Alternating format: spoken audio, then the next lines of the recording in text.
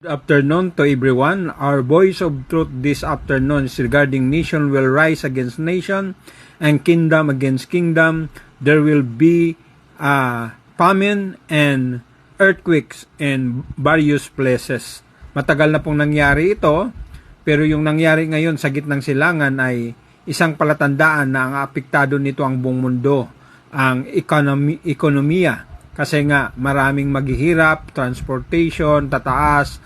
Pag tumaas yung gasolina, tataas yung transportation, tataas ang bilihin at tataas ang lahat ng mga bagay. Kaya paghandaan po natin ito, ipagpipray po natin kung ito na nga ba ang tinutukoy sa Biblia sa iba pang verse ng Bible na magkaroon ng paghihirap yung sangkatauhan bago dumating ang wakas.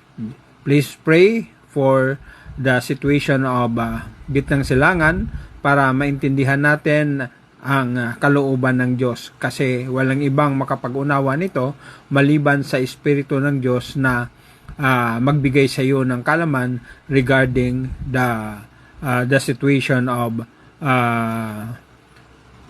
Europe, gitnang silangan at sa kasalukuyang paggigira ng US, Israel versus Iran.